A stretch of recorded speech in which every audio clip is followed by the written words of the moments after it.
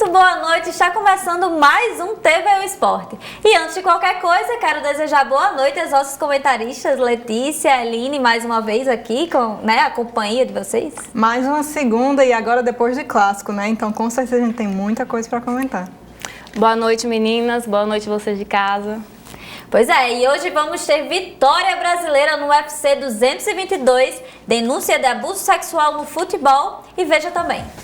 Comitê Olímpico Brasileiro faz visita a Natal para ver a possibilidade da cidade sediar os Jogos Escolares da Juventude. ABC vence o Clássico Rei e segue líder no segundo turno do Campeonato Potiguar.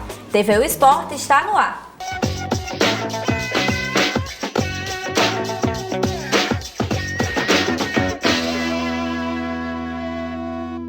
E nesta sexta-feira teve Potiguar no cage do Bellator 195 em Oklahoma, Estados Unidos. Leandro Igor enfrentou o americano Darrell Cadwell na luta principal do evento. Infelizmente, Igor foi finalizado ainda no primeiro round. Já no UFC 222 em Las Vegas, a brasileira Cris Cyborg fez bonito e nocauteou a russa Yana Kunitskaya aos 3 minutos de luta. Cyborg aproveitou o momento e mandou um recado para a campeã dos galos, Amanda Nunes. Estamos vendo aí a luta, né? A Cyborg muito bem, vem muito bem aí no UFC. Conseguiu colocar a luta para baixo com uma facilidade e acabou rápido, né? Ela começa a bater no instante, a luta acaba, o juiz já chega para parar. Mas vamos começar falando de Leandro Igor, né? Exatamente. O Potiguar, infelizmente, acabou perdendo a disputa de cinturão dos galos. Ele foi surpreendido, né, pelo Darion. Ele estava tentando impor a luta em pé, que é realmente a especialidade dele. Ele é da academia Pitbull Brothers, do Patrício, do Patrick. E ele acabou sendo levado para o chão e eu acho que por nervosismo ou até pela questão de estar numa luta de disputa de cinturão mesmo, ele acabou não conseguindo defender a finalização do Darion e isso acabou é muito complicado, batendo. né? Porque eu acho que quando você cai, realmente a reação é você querer se levantar logo. Porque numa luta de jiu-jitsu, você depende muito da estratégia e você manter a calma. Quando você começa a se movimentar no nervosismo do lado errado, você às vezes ajuda seu adversário a ajustar mais a posição. Eu acho que foi isso que aconteceu na luta do Igor. E falando da Cris Cyborg, né? A Cris Cyborg é absoluta aí no UFC. Super! Ai de quem mexe com essa mulher. Pois é. A russa tinha até falado que, comparado a ela à Ronda, dizendo que com a Ronda também as pessoas achavam que ninguém poderia vencer a Ronda, mas aconteceu o que aconteceu, né? A Ronda perdeu para a Holly Holm, mas a Cris Cyborg não teve jeito, né? Ela, no início da luta, a russa tentou levar o jogo para a grade, deixar a Cris Cyborg cansada, mas acabou que quando a Cris Cyborg saiu da grade, fez o que vocês acabaram de ver, né? Ela conseguiu levar para o chão e acabou a luta em vários segundos, né? A Cris Cyborg tem um soco muito forte, então ela consegue já deixar a adversária tonta e aí... E essa russa ainda era estreante, né? Pois é. Eu percebi ela bem abalada. Ela já estreou logo pegando Cris Cyborg, né? Que é uma das melhores do mundo. Ela era do outro evento, do UFC, que é um evento só para mulheres, o Invicta, e que a Cris Cyborg, inclusive, era campeã de lá também, e ela veio direto do Invicta pro UFC. Pois é, agora a gente vai esperar ver se ela vai enfrentar ou não a Amanda, né? Pois é, ela mandou um recado, né, pra Amanda. Ela falou que não queria lutar com um brasileiro, mas já que a Amanda chamou, ela vai. Vamos ver aí, né? Vamos esperar. E o Rio Grande do Norte pode receber os Jogos Escolares da Juventude de 2018. Os representantes do Comitê Olímpico Brasileiro estiveram aqui em Natal e nossa equipe foi conferir a visita. Durante 2 dias, a equipe composta por representantes do comitê visitaram as dependências de locais ligados ao esporte, que podem ser palco para a competição juvenil se for realizada aqui em Natal. Nós estamos aqui para isso, para vistoriar as instalações esportivas, a rede hoteleira, o centro de convenções hoje, que está em obras inclusive, para que a gente possa tomar uma decisão. São 3 critérios principais. Primeiro, o apoio governamental. Existe um caderno de encargos com algumas responsabilidades locais. Tem a rede hoteleira com disponibilidade e preço, que também é um fator decisivo, e as instalações esportivas e não esportivas, no caso o centro de convenções, que a gente utiliza para um restaurante central, centro de convivência, e todas as instalações esportivas das 14 modalidades que a gente realiza. As inspeções tiveram início no dia 1º de março e a UFRN foi um dos locais visitados pela comitiva.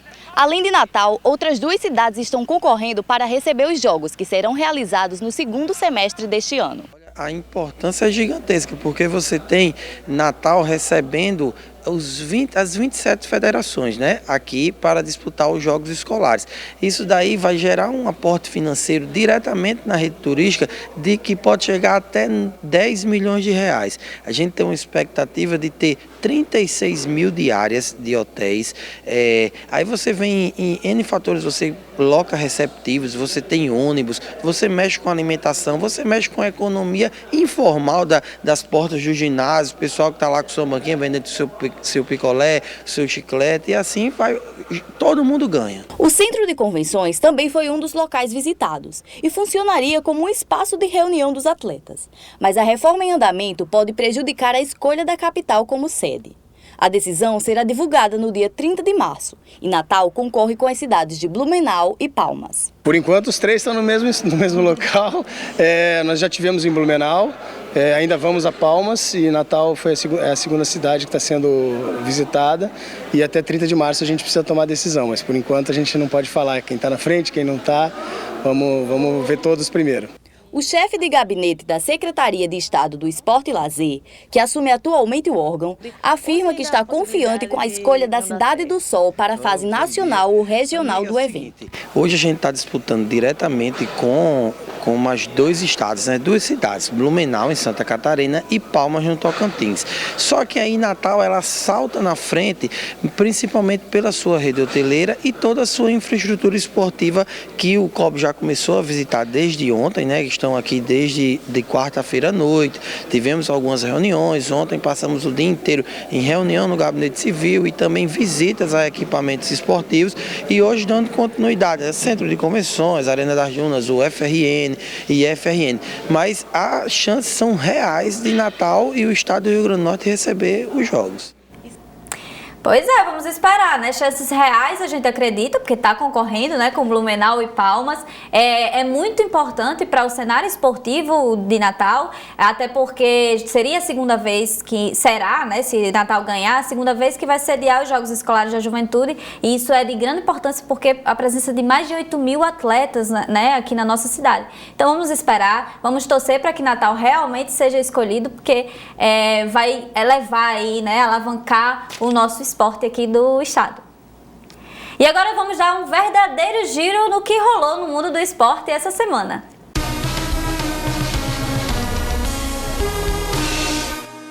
O giro esportivo começa com o tênis. Ontem, o italiano Fabio Fognini se sagrou campeão do Brasil Open ao superar o chileno Nicolas Jarry pelo placar de 2-1, com parciais de 1-6, 6-1 e 6-4. Com a conquista, o tenista italiano chega ao 6º título de sua carreira. Saindo do saibro para o gramado, no jogo entre Barcelona e Atlético de Madrid pelo Campeonato Espanhol, Lionel Messi marcou um golaço de falta. Além de ser o único da partida, esse também foi o gol de número 600 da carreira do argentino. Tá podendo, hein? Agora uma notícia não muito boa para o mundo do esporte. O zagueiro Davi Astori, capitão da Fiorentina, foi encontrado morto na manhã de ontem em um hotel, onde o time estava concentrado para o jogo contra a Udinese. Segundo informações, o jogador de 31 anos teria sofrido um ataque cardíaco enquanto dormia. O jogador teve 14 convocações e marcou um gol pela seleção italiana. E pelo Mundial de Atletismo, teve medalha de prata para o Brasil. Almir Júnior, de 24 anos, conquistou o 2º lugar no salto triplo, no Mundial de Atletismo disputado na Inglaterra. O brasileiro saltou 17,41 metros e ficou a apenas 2 centímetros do norte-americano Will Clay, que cravou 17,43 metros. O bronze ficou com o português Nelson Évora, que saltou 17,40 metros. A temporada da MLS, a Liga de Futebol dos Estados Unidos, começou. E a equipe estreante, o Los Angeles Football Club, conquistou a sua primeira vitória na história da liga. A equipe venceu o Seattle Sounders por 1-0. Além disso, outra novidade é que a Major League Soccer deixa de lado a aposta em jogadores mais experientes de outras ligas e agora passa a investir em jovens promessas sul-americanas. Vale a pena acompanhar. E se engana quem acha que esporte e cinema não combinam. Ontem, o curta produzido pelo astro do basquete, Kobe Bryant, levou o prêmio de melhor curta de animação na premiação do Oscar. Dear Basketball é baseado na carta de despedida de um dos maiores nomes do basquete, 5 vezes campeão da NBA. Além dele, Icarus levou a estatueta de melhor documentário. O doc aborda o caso de doping que envolveu a equipe russa, que foi impedida de competir nas Olimpíadas do Rio em 2016. O giro esportivo dessa semana fica por aqui. É com vocês, meninas.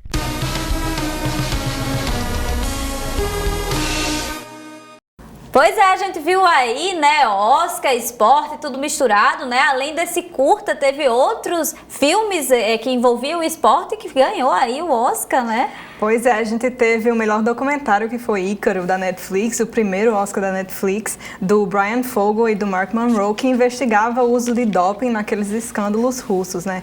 Principalmente, o documentário, na verdade, ele seguia a história de um ciclista amador chamado Fogel, e ele investigava a relação dele com o doutor Rodchenkov, que foi um dos principais envolvidos, né, nesse escândalo do doping russo. Que continua, né? Continua, O né? escândalo russo continua. E tivemos aí o filme da patinadora. Isso. Pois é, o Ai, Tônia, que é. Ai, Tônia. Eu, Tônia, foi da patinadora, a história da patinadora Tonya Harding, que concorreu em 2 categorias, melhor atriz e melhor atriz coadjuvante, e acabou levando de melhor atriz coadjuvante a Allison Janney, que fez o papel da mãe da Tonya Harding, a Lavona Harding, que acabou levando esse prêmio. É um filme muito bom, eu recomendo para quem quiser ver. É uma história que parece ficção, mas acredite, foi real.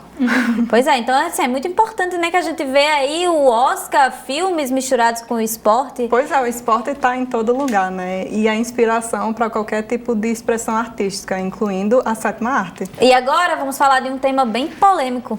Após a prisão do ex-treinador de futebol, o inglês Barry Bennell, alguns atletas brasileiros iniciaram uma campanha contra o abuso sexual de crianças e adolescentes. Com a hashtag Chega de Abuso, os jogadores e ex-jogadores chamam a atenção para esse tipo de crime que ainda é muito praticado não só no Brasil, mas em muitos outros países do mundo.